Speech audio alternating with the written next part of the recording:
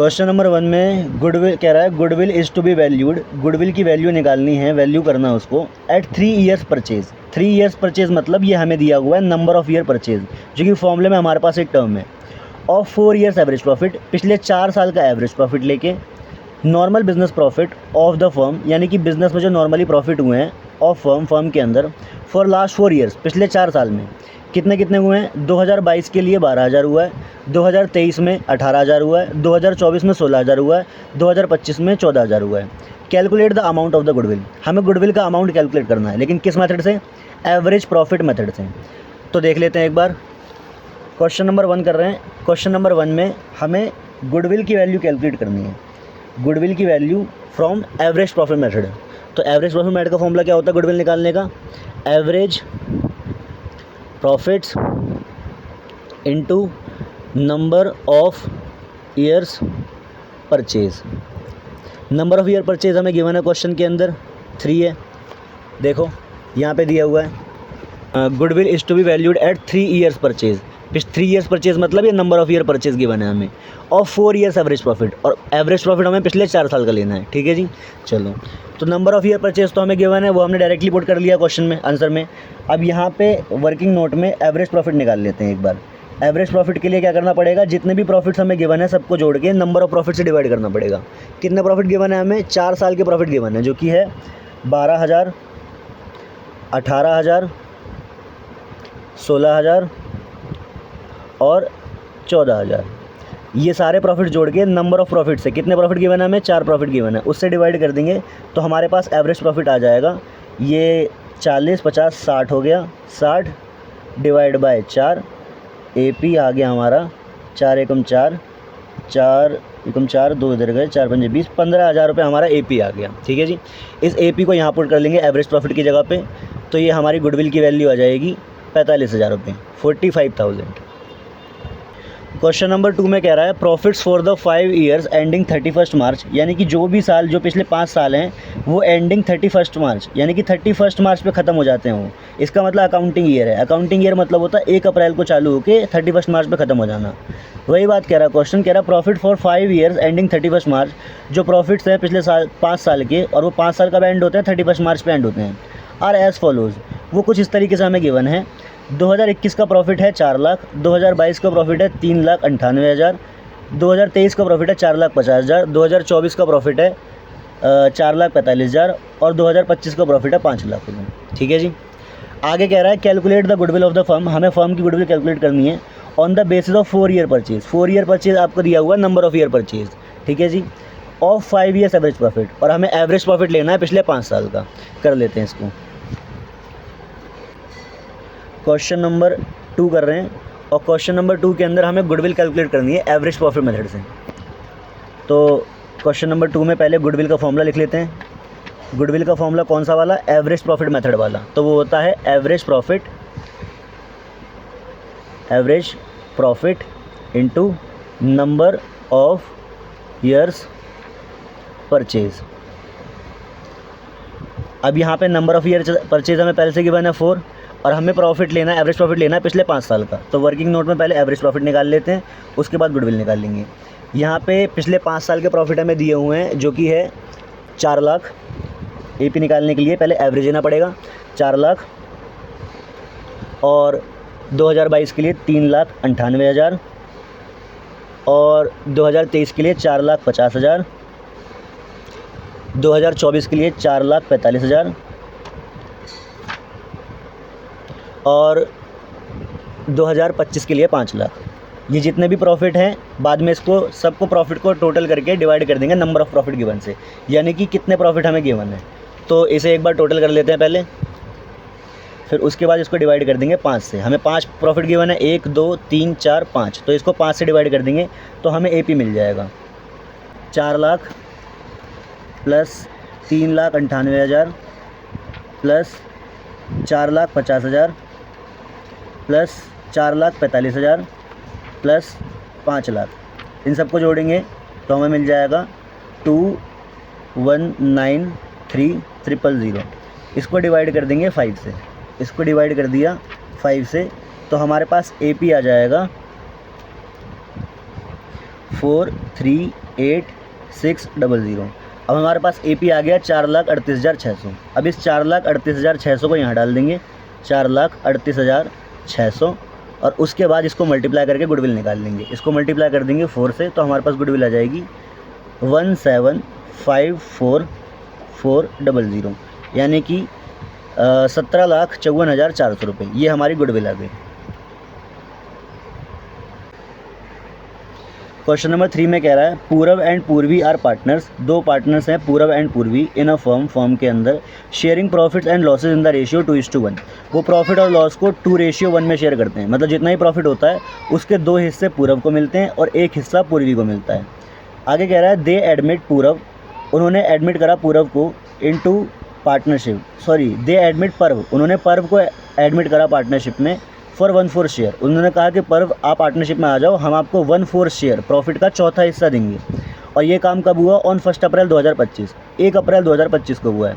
For this purpose, इस वजह से या फिर इस पर्पस के लिए goodwill is to be valued. मैंने बताया था आपको जब भी पार्टनर का एडमिशन होता है तो हम गुडविल को कैलकुलेट करते हैं दोबारा से, तो इसीलिए goodwill is to be valued. अब गुडविल की वैल्यू निकालनी पड़ेगी at 4 times of the average annual profit, यानी कि इस बार जो गुडविल की वैल्यू निकलेगी वो ऐसे निकलेगी कि जो भी एवरेज प्रॉफिट होगा उसका हमें 4 टाइम्स कर देना है। क्वेश्चन खुद बोल रहा है, एक बार दोबारा लैंग्वेज पढ़ लो। कह रहा है goodwill is to be valued, goodwill value हो जाएगी, निकल जाएगी एट 4 टाइम्स, यानी कि 4 गुना किसका? The average annual profit of previous 4 और 5 ईयर्स, पिछले 4 साल के या फिर 5 साल के एवरेज प्रॉफिट का, विच एवर इज़ हायर। एक बार मैं इसको लिख के समझा देता हूँ, फिर दोबारा क्वेश्चन पढ़ते हैं। गुडविल जो निकलेगी वो ऐसे निकलेगी, पहले गुडविल का फॉर्मूला लिख लेते हैं। Goodwill equals to AP into N। वो कह रहा है गुडविल जो है वो 4 टाइम्स है एवरेज प्रॉफिट की। अब वो एवरेज प्रॉफिट या तो हो सकता है AP4 मतलब पिछले 4 साल का एवरेज प्रॉफिट, या तो एवरेज प्रॉफिट हो सकता है AP5, या तो पिछले 5 साल का एवरेज प्रॉफिट, या तो यहाँ पे AP4 डालना पड़ेगा इस जगह पे, या तो यहाँ पे AP5 डालना पड़ेगा इस जगह पे। अब कौन सा डालेंगे? क्वेश्चन कह रहा है विच एवर इज़ हायर, इन दोनों में से जो भी ज़्यादा होगा वो यहाँ पुट करके उसका 4 टाइम्स 4 गुना कर देना, तो गुडविल की वैल्यू आपको मिल जाएगी। ठीक है जी, बस एक लास्ट बार और लैंग्वेज को पढ़ते हैं, क्वेश्चन समझते हैं, फिर आगे चलते हैं। यहाँ पे देखो, यहाँ पे वो कह रहा है goodwill is to be valued, goodwill valued हो जाएगी यानी कि निकल जाएगी, कैलकुलेट हो जाएगी एट 4 टाइम्स, अगर 4 गुना कर दिया जाए the average annual profit of previous 4 और 5 ईयर्स, एवरेज एनुअल प्रॉफिट का पिछले 4 या 5 साल का, विच एवर इज़ हायर, जो भी ज़्यादा है। मान लो कि AP5 ज़्यादा आया तो AP5 का हम 4 गुना कर देंगे तो हमें गुडविल मिल जाएगी। ऐसा कहना चाह रहा है क्वेश्चन कि मान लो AP5 ज़्यादा है तो AP5 का 4 गुना कर दो तो आपको गुडविल मिल जाएगी, ये कहना चाह रहा है क्वेश्चन, और कुछ नहीं कहना चाह रहा। अब आगे बढ़ते हैं। The agreed profit for goodwill purpose of past 5 years, जो पिछले 5 साल के मतलब प्रॉफिट हैं वो ये हैं। 21 का 14,000, 22 का 15,500, 23 का 10,000, 24 का 16,000, 25 का 15,000। Calculate the value of goodwill, हमें वैल्यू ऑफ गुडविल निकालनी है। तो आ जाते हैं एक बार क्वेश्चन पे। देखो भाई, यहाँ पे अब फॉर्मूला लगाने की तो कोई ज़रूरत नहीं है, उसने खुद ही इक्वेशन बना के दे दी कि गुडविल कैसे निकलेगी, 4 गुना होगी। गुडविल क्या होगी? 4 गुना होगी किसकी? एवरेज प्रॉफिट की, जो भी ज़्यादा होगा। हमने एग्जाम्पल के लिए हाइपोथेटिकली मान लिया कि ये AP5 ज़्यादा है, पर अभी तो हमें कैलकुलेट करना पड़ेगा। अब मेन सोल्यूशन पे आ जाते हैं। गुडविल कैसे निकलेगी? AP इंटू N तो हमें क्वेश्चन में नेचुरली गिवन है, मतलब इक्वेशन बना दी उसने खुद, 4 गिवन है। AP हमें निकालना पड़ेगा। अब AP कौन सा पुट करेंगे उसके लिए हमें दोनों निकालने पड़ेंगे, AP4 भी कैलकुलेट करना पड़ेगा और AP5 भी कैलकुलेट करना पड़ेगा। जो भी ज़्यादा होगा वो इस प्लेस पे आ जाएगा, फिर गुडविल निकल जाएगी। तो इसके लिए पहले AP3 निकालते हैं। और यहाँ पे अभी एक और लैंग्वेज का ट्विस्ट है, average annual profit of previous 4 और 5 ईयर्स। प्रीवियस वर्ड ये बहुत इंपॉर्टेंट वर्ड है, इसको ध्यान देना है, इसकी वजह से पूरे क्वेश्चन में ब्लेंड है। यहाँ पे प्रीवियस कह रहा है, प्रीवियस मतलब पिछला। भाई देखो हम किस डेट पे क्या काम कर रहे हैं, दे एडमिट पर्व, दे एडमिट पर्व मतलब इन लोगों ने पर्व को एडमिट करा है कितने तारीख को? 1 अप्रैल 2025 को, 1 अप्रैल 2025 को। प्रीवियस मतलब होता है पिछला।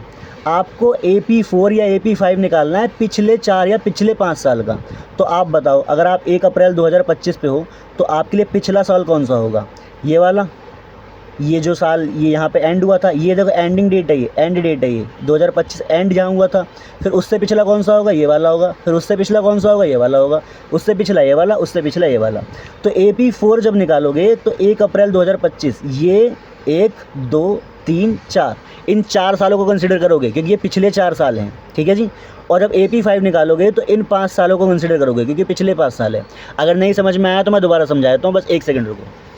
यहाँ पे देखो, एग्जाम्पल के लिए मान लेते हैं कि भाई आप यहाँ पे हो, ये आप इस करंट साल में हो अभी, ठीक है जी, इस करंट साल में अभी आप बिज़नेस कर रहे हो, और आपसे मैं कहता हूँ पिछले 4 साल के प्रॉफिट निकालो। तो आप पिछले 4 साल के प्रॉफिट निकालने के लिए इन चारों साल को कंसिडर करोगे, है ना भाई।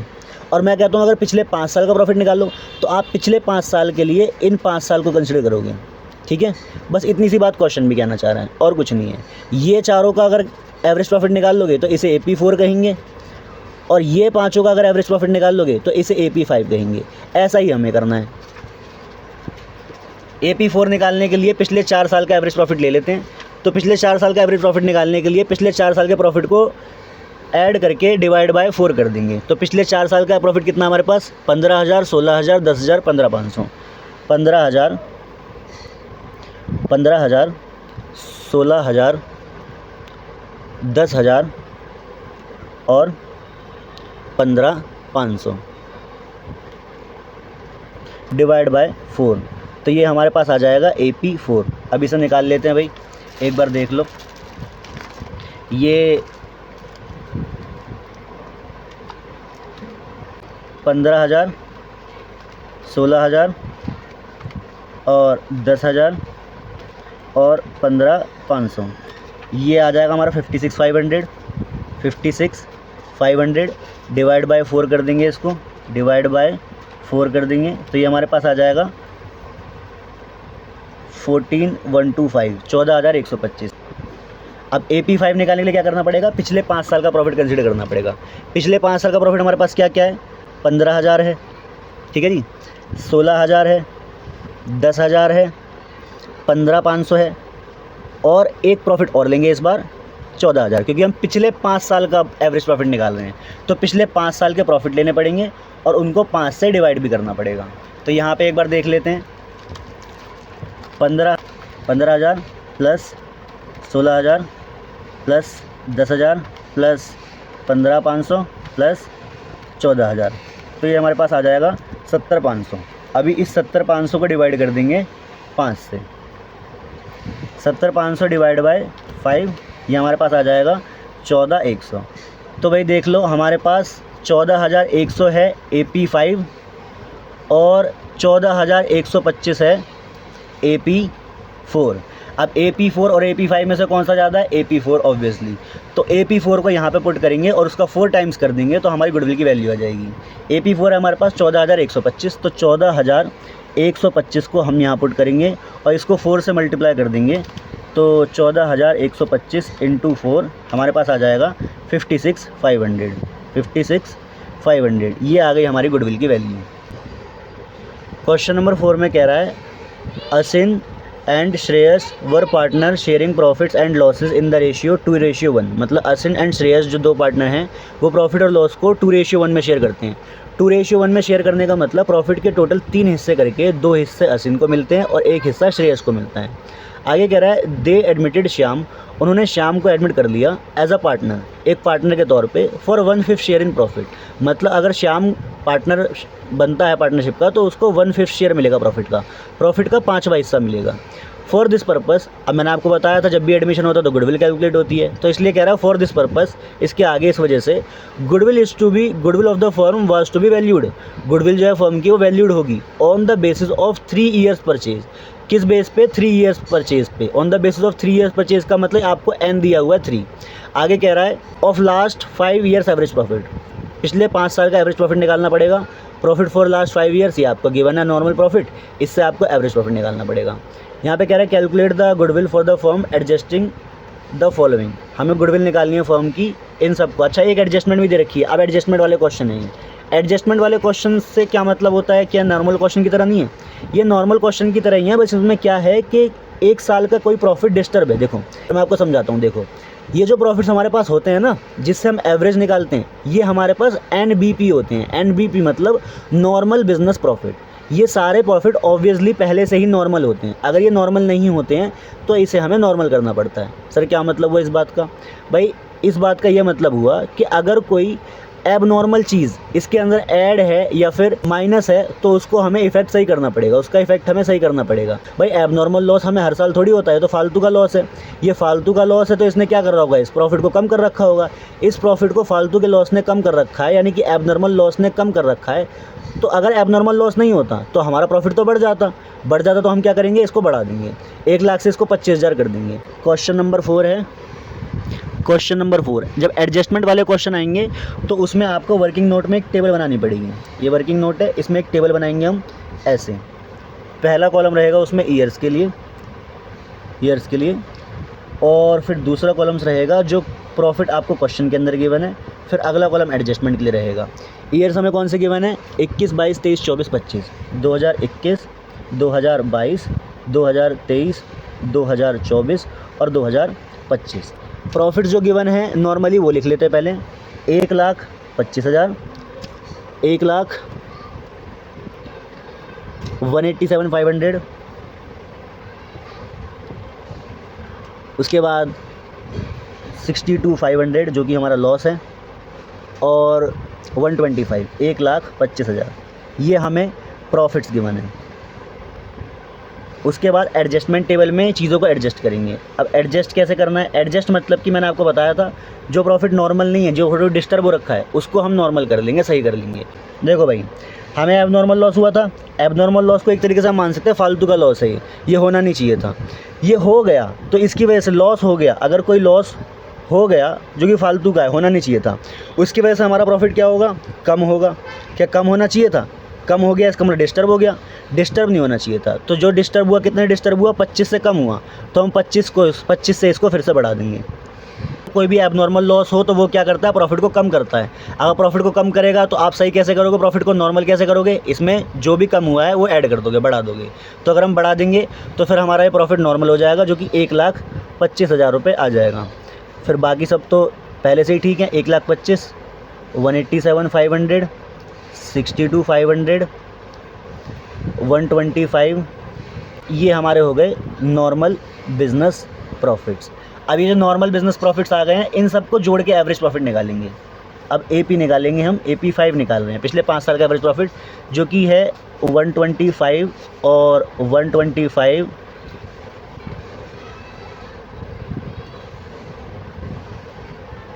प्लस 1,25,000, इन सबको जोड़ लेंगे और इन सबको जोड़ने के बाद 5 से डिवाइड कर देंगे। तो देखो जी, इन सबको जोड़ लेते हैं आपके सामने। यहाँ पे 125 3 बार है, तो मैं 3 से इंटू कर देता हूँ जोड़ने की जगह, और फिर 187 भी जोड़ना है, तो 187,500 ये भी जोड़ लिया, माइनस कर देते हैं 62,500 क्योंकि लॉस है। 62,500 को अगर माइनस कर देंगे तो ये आ जाएगा 5 लाख। 5 लाख आ गया ये, इसको डिवाइड कर देंगे 5 से, इसके लिए कैलकुलेटर की जरूरत नहीं पड़ेगी। अब ये हो जाएगा 1 लाख। 1 लाख हमारा आ गया AP की वैल्यू हम यहाँ पुट कर देंगे। गुडविल का फॉर्मूला हमारे पास क्या है भाई, गुडविल का फॉर्मूला एवरेज प्रॉफिट मैटर से कर रहे हैं तो AP इंटू N ही रहेगा। N हमें क्वेश्चन के अंदर गिवन है, देखो जी एक बार दोबारा दिखा देता हूँ। N हमें क्वेश्चन के अंदर गिवन है, यहाँ पे कह रहा है इस of 3 years purchase. 3 years purchase का मतलब number of year purchase, number of year purchase का मतलब N। हमें N यहाँ पे गिवन है 3 और AP हमने निकाल लिया 1 लाख, तो यहाँ पे AP की वैल्यू रख देंगे 1 लाख, जो कि हमारी गुडविल की वैल्यू आ जाएगी फिर 3 लाख रुपये। ठीक है जी, ये हो गया हमारा क्वेश्चन नंबर 4। क्वेश्चन नंबर 5 में कह रहा है तरंग परचेज ज्योतिष बिजनेस। तरंग ने ज्योति का बिजनेस खरीदा है with effect from 1 April 2025, 1 April 2025 को खरीदा है। प्रॉफिट शोन बाय ज्योतिष business for the last 3 financial years. जो ज्योति का बिजनेस है वो पिछले 3 फाइनेंशियल ईयर्स के लिए जो प्रॉफिट दिखाता है एंडेड 31 मार्च। भाई फाइनेंशियल ईयर का मतलब तो बताया ना आपको, 1 अप्रैल से 31 मार्च। हाँ, तो ये जो पिछले 3 साल का प्रॉफिट है वो फाइनेंशियल ईयर थे और उनका प्रॉफिट ये रहा 1 लाख, 1,25,000 और 1,12,500। ठीक है जी, ये प्रॉफिट है। कह रहा है calculate the value of goodwill. हमें गुडविल की वैल्यू कैलकुलेट करनी है on the basis of 2 years purchase, यानी कि नंबर ऑफ ईयर परचेज हमें गिवन है 2 of the average profit of last 3 years, और पिछले 3 साल का एवरेज प्रॉफिट निकालना है। ये 1,25,000 और 1,12,000 जो हमें दिया हुआ है ये नॉर्मल बिजनेस प्रॉफिट नहीं है, इसके अंदर कुछ एडजस्टमेंट है, वो एडजस्टमेंट करेंगे फिर उसके बाद जो है प्रॉफिट निकालेंगे। तो एक काम करते हैं, पहले क्वेश्चन नंबर 5 का एक वर्किंग नोट बना लेते हैं, वहाँ से नॉर्मल बिजनेस प्रॉफिट कैलकुलेट करेंगे, फिर उसके बाद गुडविल पे आते हैं। 3 साल गिवन है हमें 2023, 24 और 25। उनका प्रॉफिट गिवन है 1,00,000, 1,25,000, 1,12,500। तो यहाँ प्रॉफिट लिख लेते हैं 1,00,000, 1,25,000 और 1,12,500। ये हमें प्रॉफिट्स गिवन है। अब इस प्रॉफिट्स में जो भी एडजस्टमेंट करनी है वो एडजस्टमेंट यहाँ पे करके नॉर्मल प्रॉफिट निकाल लेंगे। ठीक है जी, यहाँ पे एडजस्टमेंट करेंगे और नॉर्मल प्रॉफिट निकाल लेंगे। अब एडजस्टमेंट के लिए क्या क्या कह रहा है देखो जी, सबसे पहले पॉइंट में हमसे कह रहा है कि 1,00,000 जो है 2023 का प्रॉफिट है, पर आगे की बात कह रहा है इंक्लूडिंग एन एबनॉर्मल गेन, इसके अंदर फालतू की इनकम ऐड हो रखी है, तो इसकी वजह से हमारा प्रॉफिट क्या हो रहा होगा, फालतू का बढ़ा हुआ होगा। एबनॉर्मल गेन से फालतू प्रॉफिट बढ़ गया होगा, तो क्या करेंगे, इस एबनॉर्मल गेन को माइनस कर देंगे। तो यहाँ पे 1,00,000 में से 12,500 माइनस कर देते हैं। ठीक है जी, अगले पे चलते हैं। अगला कह रहा है कि 1,25,000 हमारा प्रॉफिट है 2024 के लिए। After charging N abnormal loss of 25,000, फालतू का लॉस हमने माइनस कर रखा है इसके अंदर से। फालतू का लॉस अगर हमने इसके ऊपर से माइनस कर रखा है तो इससे हमारा प्रॉफिट कम होगा। अगर कम होगा तो इस लॉस को वापस से ऐड कर देते हैं। तो इस लॉस को वापस से इसके अंदर ऐड कर देंगे, कितना, 25,000। ठीक है जी, आगे चलते हैं। आगे कह रहा है कि 1,12,500 25 साल 2025 के लिए हमारा प्रॉफिट है, पर एक्सक्लूडिंग 12,500, एक्सक्लूडिंग मतलब शामिल नहीं है, इसके अंदर शामिल नहीं है 12,500 as insurance premium on firm's property now to be insured. मतलब इसका कहने का मतलब ये है, एक्सक्लूडिंग मतलब शामिल नहीं है, शामिल नहीं है का मतलब 12,500 का इसके अंदर कोई भी इफेक्ट नहीं है, ना तो प्लस का ना तो माइनस का। तो कह रहा है excluding 12,500 as an insurance premium on firm's property. हम क्या है कि इंश्योरेंस कराते हैं कभी प्रॉपर्टी का, उसके लिए हमें एक प्रीमियम, एक अमाउंट देना पड़ता है 12,500। तो मान लो ये फर्म है, अगर फर्म ने इंश्योरेंस कराया किसी से तो उसको हर महीने 12,500 रुपये उनको देने पड़ेंगे। तो फर्म के लिए तो नॉर्मल एक्सपेंस है, ये तो भाई फालतू खर्चा नहीं है, ये तो नॉर्मल खर्चा है।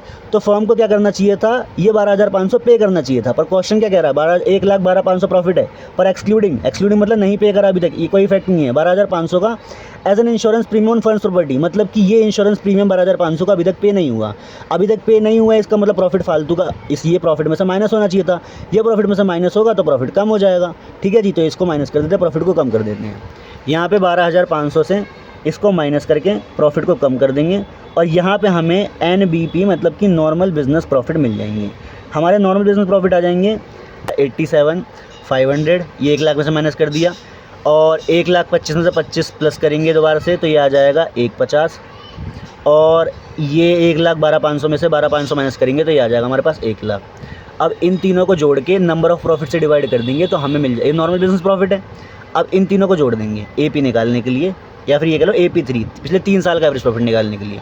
AP3 निकालेंगे तो 87,500 को जोड़ देंगे, 1,50,000 को भी जोड़ देंगे और इसको भी प्लस कर देंगे, और इन तीनों को प्लस करने के बाद डिवाइड कर देंगे 3 से, तो ये हमारा आ जाएगा पिछले 3 साल का एवरेज प्रॉफिट, जो कि देखो मैं निकाल देता हूँ आपके सामने।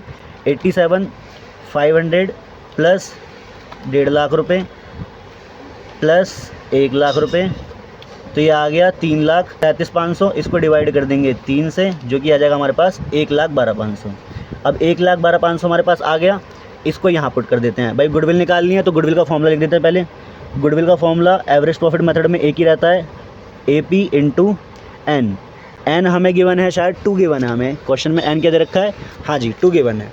यहाँ पे क्वेश्चन में क्या रखा है, calculate the firms goodwill on the basis of 2 years purchase. पिछले 2 साल के लिए निकालना है, तो नंबर ऑफ़ ईयर परचेज हमें 2 मिल गया ऑटोमेटिकली, और एवरेज प्रॉफिट हमने निकाल लिया 1,12,500। तो यहाँ पर रख देंगे 1,12,500, यहाँ पे 1,12,500 पुट कर देंगे तो हमारा एवरेज प्रॉफिट कितना आ जाएगा, देखो 2 से इंटू कर देते हैं इसे, इंटू 2, तो ये आ गया हमारा 225,000।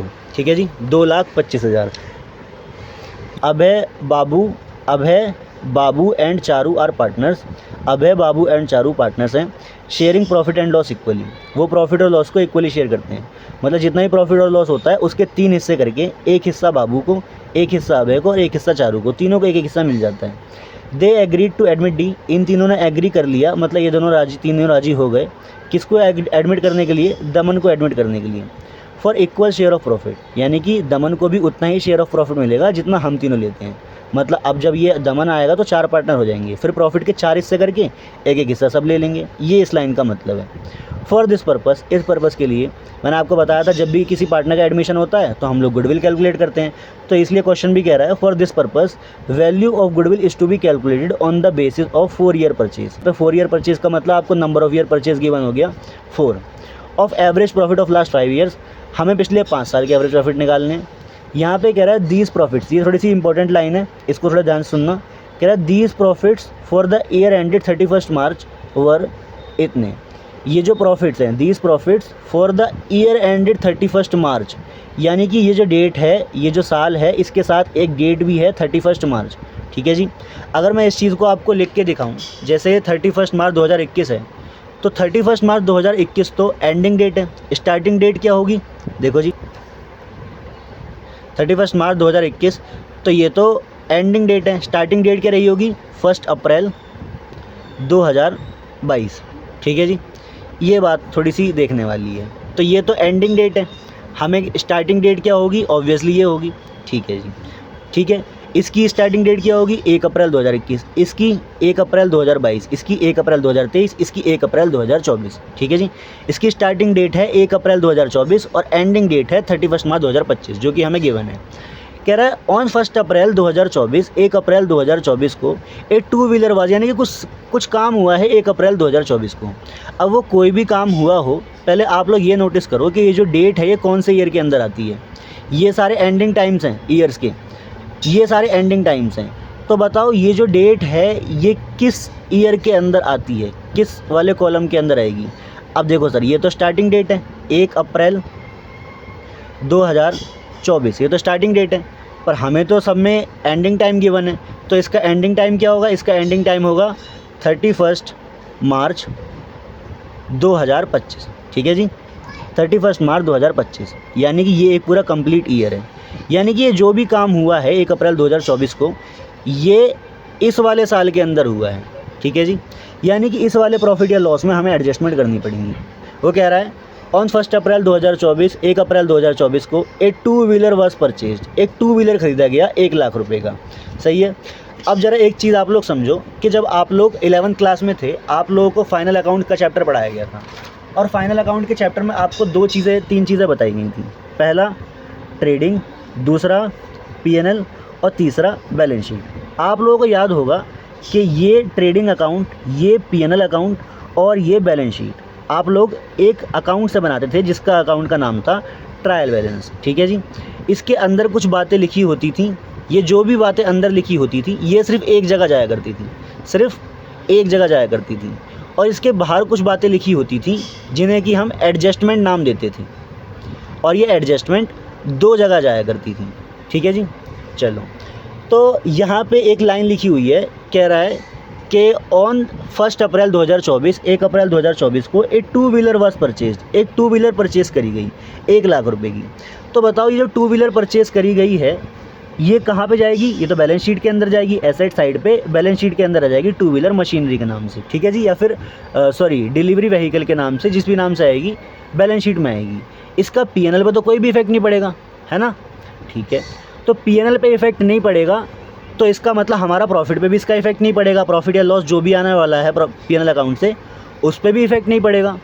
तो यहाँ पे देखते हैं, यहाँ पे आगे क्या है, कह रहा है and debited to travelling expense account. यहाँ पे हमें ट्रैवलिंग एक्सपेंस डेबिट करना होगा, पर हमने क्या करा, एक 2 व्हीलर वाज परचेज्ड, एक 2 व्हीलर खरीदी 1 लाख रुपए की, and debited to travelling expense account, हमने उसे ट्रैवलिंग एक्सपेंस अकाउंट पे डेबिट कर दिया, यहाँ P&L अकाउंट में डेबिट कर दिया। कितना रुपए, 1 लाख रुपए डेबिट कर दिया, यहाँ पे 1 लाख रुपए लिख दिया P&L अकाउंट के अंदर। ठीक है जी। On which depreciation is to be charge. अच्छा, आप लोग मुझे ये बात बताओ, अगर मैंने ये एक डिलीवरी व्हीकल ख़रीदा और उसको यहाँ ना लिखने की जगह मैंने उसको ट्रैवलिंग एक्सपेंस में लिख दिया 1 लाख रुपए, ठीक है जी, तो इसकी वजह से मेरा प्रॉफिट घटेगा या बढ़ेगा? मेरा प्रॉफिट घटेगा, फालतू घटेगा। और मैंने आपको बताया था ये एक्सपेंस मेरा फालतू का है ना। ट्रैवलिंग एक्सपेंस खाली दिख रहा है आपको लिखा हुआ, पर एक्चुअल में क्या है, यहाँ पे डिलीवरी व्हीकल, जो हमने व्हीकल ख़रीदा है उसका अमाउंट हमने डेबिट कर रखा है। तो इसका मतलब ये फालतू का खर्चा है, इसका मतलब ये एबनॉर्मल खर्चा है। जो एबनॉर्मल खर्चा होता है उसको मैं क्या करता हूँ, एबनॉर्मल खर्चे को मैं माइनस करता हूँ। इसका मतलब एबनॉर्मल खर्चे को अगर मैं माइनस कर दूंगा तो वो मेरे प्रॉफिट को भी माइनस कर देगा। अब इसको ठीक करने के लिए क्या करना पड़ेगा, मैंने बताया था एबनॉर्मल खर्चे को दोबारा से प्लस कर दो, जो फालतू का खर्चा आपने P&L अकाउंट में लेकर रखा है उसको वापस से प्लस कर दो। ठीक है जी, तो हम 1 लाख को वापस से प्लस कर देंगे जिससे कि हमारा प्रॉफिट नॉर्मल हो जाएगा। आगे कह रहा है and on which depreciation is to be charge 25%, जिसके ऊपर की डेप्रीसिएशन लगना है। अबे डेप्रीसिएशन तो लगना चाहिए था, ये तो ऑब्वियस सी बात है, लगना चाहिए था। डेप्रीसिएशन P&L अकाउंट के अंदर आता है ना, और अगर डेप्रीसिएशन P&L अकाउंट के अंदर आता तो प्रॉफिट को कम करता है ना, और उसने प्रॉफिट को कम करा ही नहीं है अभी। ये तो हमारा काम का खर्चा है भाई, डेप्रीसिएशन फालतू का खर्चा नहीं है, ये हमारा काम का खर्चा है, ये हमारा नॉर्मल बिजनेस का खर्चा है, और नॉर्मल बिजनेस का खर्चा हमारे प्रॉफिट को कम करता है। पर यहाँ पे लिखा क्या हुआ है, on which depreciation is to be charge, मतलब अभी तक चार्ज नहीं हुआ है, हमें चार्ज करना है कितना, 25%। ठीक है, तो 25% डेप्रीसिएशन चार्ज करेंगे तो वो हमारे प्रॉफिट को क्या करेगा, कम करेगा। तो यहाँ पे 25% यानी कि 25,000 हम चार्ज करके कम कर देंगे प्रॉफिट में से। ठीक है जी, तो 1 लाख को हम प्लस करेंगे और 25,000 को माइनस करेंगे तो हमारा प्रॉफिट सही हो जाएगा। ये थी आधी एडजस्टमेंट। अभी आधी एडजस्टमेंट हमें और पढ़नी है। उसमें वो कह रहा है इंटरेस्ट ऑफ 10,000, यानी कि ब्याज है, इनकम है, ब्याज है ऑफ 10,000 का और नॉन ट्रेड इन्वेस्टमेंट। हमने बिज़नेस से कहीं हट के कोई नॉन ट्रेड, कोई अलग से कोई इन्वेस्टमेंट कर दी होगी बिज़नेस के नाम से, जिसके ऊपर ही की इनकम आ रही है। इस credit to income for the year 31 March 2024 से 25, 2024 के एंड में और 2025 के एंड में हमें 10-10 हज़ार रुपये मिल रहे हैं नॉन ट्रेड इन्वेस्टमेंट से। तो भाई ये बिज़नेस की इनकम तो है, पर क्या बिज़नेस का नॉर्मल काम की इनकम है? बिज़नेस के नॉर्मल काम की इनकम नहीं है। तो इसने क्या करा होगा, इस फालतू की इनकम ने प्रॉफिट को फालतू का बढ़ा रखा होगा। ये 10,000 की जो फालतू की इनकम है, इसने प्रॉफिट को एक्स्ट्रा बढ़ा रखा होगा। तो हम क्या करेंगे, 2024 वाले साल में से भी 10,000 माइनस कर देंगे और 2025 वाले साल में से भी 10,000 रुपये माइनस कर देंगे, तो हमारा प्रॉफिट नॉर्मल आ जाएगा। एक काम हमें ये करना है, सेकंड काम है ये, और एक काम, फर्स्ट काम हमें ये करना है। ठीक है जी, ये 2 काम कर देंगे तो हमारे प्रॉफिट सही आ जाएंगे। क्वेश्चन नंबर 6, इसमें एक वर्किंग नोट दे देंगे। यहाँ पे पहले लिखेंगे ईयर, ये एंडिंग डेट है, यानी कि एंडिंग टाइम है ये 2021, 2022, 2023, 2024 और 2025। अब यहाँ पे वो प्रॉफिट्स लिखेंगे जो हमें क्वेश्चन के अंदर गिवन है। क्वेश्चन के अंदर गिवन है 1.5 लाख, यानी कि 1,50,000, 3,50,000, 5 लाख, 7,10,000 और 5,90,000 जो कि लॉस है। ठीक है जी, अभी हमने पढ़ा था कि ये जो 1 लाख की मशीन है ये हमने P&L अकाउंट में ट्रैवलिंग एक्सपेंस के नाम से डेबिट कर दी है। ये देखो जी, हमने यहाँ पढ़ा था कि ये जो 1 लाख की मशीन हमने ख़रीदी थी ये हमने कहाँ पे डेबिट कर दी थी, P&L एक्सपेंस, P&L अकाउंट के अंदर, ट्रैवलिंग एक्सपेंस के अंदर डेबिट। इसके वजह से हमारा जो प्रॉफिट होगा वो फालतू का कम हो रहा होगा। अब जो फालतू का कम हो रहा है तो उसको प्लस कर देंगे, यहाँ पे करना है, इसको प्लस कर देंगे 1 लाख, तो इससे हमारा प्रॉफिट या फिर लॉस जो भी है वो नॉर्मल हो जाएगा। ठीक है, और 25,000 का जो डेप था वो लगना था, लगाया नहीं था, तो इसको माइनस कर देंगे क्योंकि ये प्रॉफिट को माइनस करेगा। ठीक है जी, पहली एडजस्टमेंट हमें ये करनी थी, पहली एडजस्टमेंट हमने ये कर दी। दूसरी एडजस्टमेंट में उसने कहा था कि हमें 10-10 हज़ार रुपये का ब्याज मिल रहा है। किससे मिल रहा है, देखो नॉन ट्रेड इन्वेस्टमेंट से मिल रहा है। नॉन ट्रेड इन्वेस्टमेंट से मिलने का मतलब यानी कि बिज़नेस की नॉर्मल काम नहीं है वो, नॉन ट्रेड का मतलब नॉर्मल नहीं है, तो वो फालतू की इनकम है। फालतू की इनकम ने क्या कर रहा होगा, वो प्रॉफिट को एक्स्ट्रा बढ़ा रखा होगा। तो 2024 में मिला था ये फालतू की एक्स्ट्रा इनकम और 2025 में मिली थी ये फालतू इनकम, थोड़ी सी एक्स्ट्रा इनकम थी, ये बिज़नेस की नॉर्मल इनकम नहीं थी, इसलिए हम लोग इसको फालतू या फिर एक्स्ट्रा कह रहे हैं। तो यहाँ पे ये 1.5 लाख सही है, यहाँ पे 3,50,000 ऑलरेडी सही है, 5 लाख ऑलरेडी नॉर्मल है, ये दोनों नॉर्मल नहीं थे। यहाँ पे एक फालतू की इनकम ऐड थी तो उसको हमने माइनस कर दिया, तो हमारा नॉर्मल प्रॉफिट आ गया 7 लाख।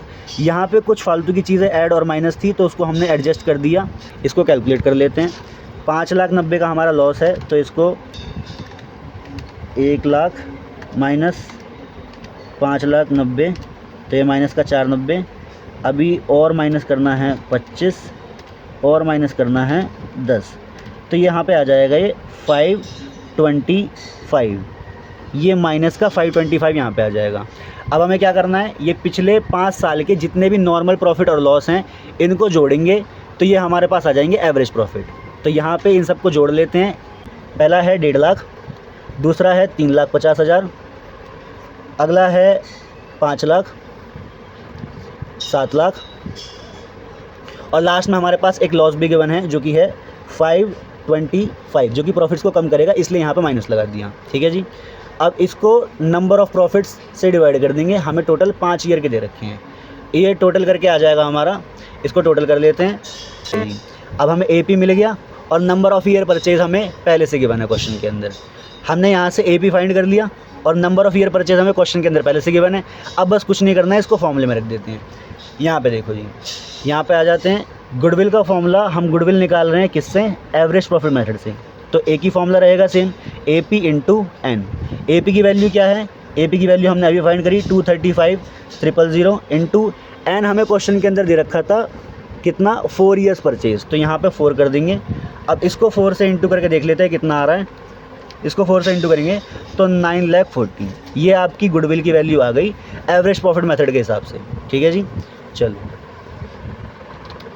क्वेश्चन नंबर 7 में कह रहा है सुमित परचेज अमित बिजनेस। सुमित ने अमित का बिजनेस परचेज करा है ऑन 1 अप्रैल 2025, 1 अप्रैल 2025 को। Goodwill was decided to be valued. Goodwill जो है वो डिसाइड हुई, कैसे वैल्यू करनी है उसको? एट 2 ईयर्स परचेज, यानी कि नंबर ऑफ़ ईयर परचेज हमें दे रखा है 2, of average normal profit of last 4 years. पिछले 4 साल के जो एवरेज नॉर्मल प्रॉफिट हैं वो हैं 80,000, 1,45,000, 1,60 और 2 lakh. The profits for the past 4 years हमें गिवन है यहाँ पे। और यहाँ पे कुछ एडजस्टमेंट्स दे रखी हैं हमें। बुक्स ऑफ अकाउंट से हमें बाद में पता चला कि एबनॉर्मल लॉस है 20,000 रुपये का, was debited to profit and loss account for the year ended 31 March 2022। 31 March 2022 ये वाला साल है। यहाँ पे क्या है? एक एबनॉर्मल लॉस था जो कि वाज डेबिटेड, जो कि डेबिट साइड पे था। किसकी? P&L अकाउंट के। मतलब इसने क्या कर रखा है? एबनॉर्मल लॉस मतलब फालतू का लॉस है, इसने इस वाले प्रॉफिट को फालतू में कम कर रखा है। भाई देखो, लॉस है तो लॉस की वजह से प्रॉफिट कम होता है। प्रॉफिट कितना है? सिर्फ 80,000। और यहाँ पर वो कह रहा है कि एक फालतू का लॉस भी था इस साल पे, तो ये प्रॉफिट 20,000 से कम है, तो इसको क्या करेंगे? 20,000 से बढ़ा देंगे, 20,000 रुपये ऐड कर देंगे। ठीक है जी। चलो आगे चलते हैं।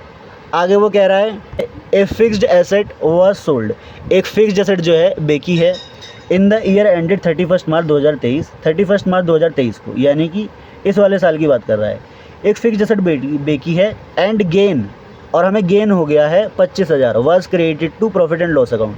क्लास 11th में आपने गेन का मतलब पढ़ा था। गेन मतलब ऐसा प्रॉफिट जो बिज़नेस के नॉर्मल काम से नहीं होता, एबनॉर्मल काम से होता है। तो इसका मतलब ऑब्वियस सी बात है, ये जो हमारे पास 25,000 इनकम है, ये हमारे पास फालतू की इनकम है। फालतू की इनकम है यानी कि एबनॉर्मल इनकम है। एबनॉर्मल इनकम ने क्या कर रखा होगा? प्रॉफिट को ज़्यादा बढ़ा रखा होगा। तो 25,000 हम क्या कर देंगे? प्रॉफिट को माइनस कर देंगे। ठीक है जी। आगे चलते हैं। In the year ended 31 March 2024, year ended 31 March 2024 मतलब इस वाले साल की बात कर रहा है ये। यहाँ पे कह रहा है asset of the firm were not insured. Asset जो थी फर्म की वो इंश्योर्ड नहीं थी ड्यू टू ओवरसाइट, ओवरसाइट की वजह से। इंश्योरेंस, ओवरसाइट का मतलब देखा नहीं या फिर इग्नोर कर दिया, है ना।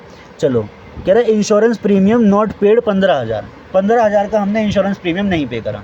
भाई 15,000 का इंश्योरेंस प्रीमियम नहीं पे करा। इंश्योरेंस प्रीमियम मतलब जब हम किसी चीज़ का इंश्योरेंस कराते हैं तो उसके ऊपर प्रीमियम पे करना होता है। यहाँ पे हमने 15,000 का प्रीमियम नहीं पे करा, तो हम क्या करेंगे? 15,000 का प्रीमियम पे कर देंगे। ये तो हमारे बिज़नेस का नॉर्मल खर्चा है। अगर 15,000 का प्रीमियम नहीं पे करा, इसका मतलब एक एक्सपेंस प्रॉफिट में से माइनस हुआ ही नहीं। एक एक्सपेंस प्रॉफिट में से माइनस हुआ ही नहीं, इसका मतलब ये प्रॉफिट जो है ये फालतू का बढ़ा हुआ थोड़ा सा।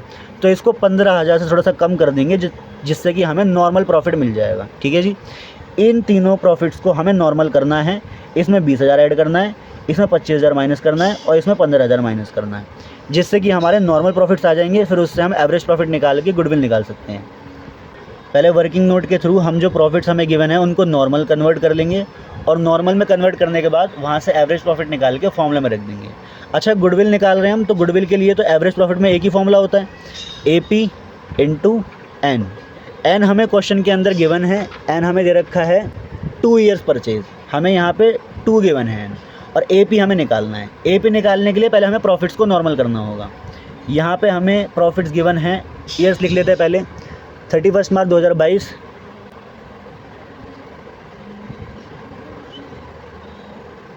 31 मार्च 2023, 31 मार्च 2024, 31 मार्च 2025।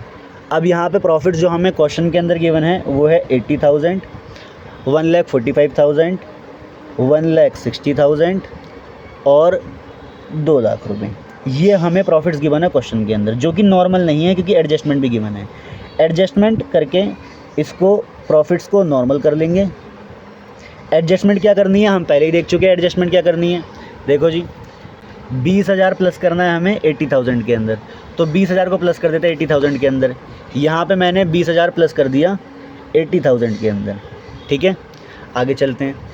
25,000 माइनस करना है 145 के अंदर, 25,000 माइनस करना है 145 के अंदर, और 15,000 माइनस करना है 60,000 के अंदर। यहाँ पे देख लेते हैं, 25,000 माइनस करना है 145 के अंदर और 15,000 माइनस करना है 160 के अंदर। अब ये सब करके हमें नॉर्मल प्रॉफिट मिल जाएंगे।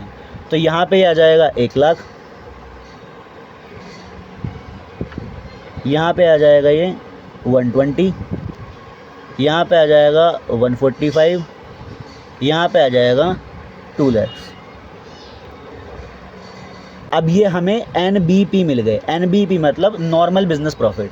अब नॉर्मल बिजनेस प्रॉफिट्स को अगर हम जोड़ लेंगे 1 लाख और 1,20,000 और 1,45,000 और 2 लाख, अगर हम नॉर्मल बिजनेस प्रॉफिट्स को जोड़ लेंगे और divide by number of profits, हमें कितने प्रॉफिट्स गिवन है, 4 गिवन है, तो हम इसे अगर जोड़ लेंगे और डिवाइड कर देंगे तो हमें यहाँ पे AP मिल जाएगा।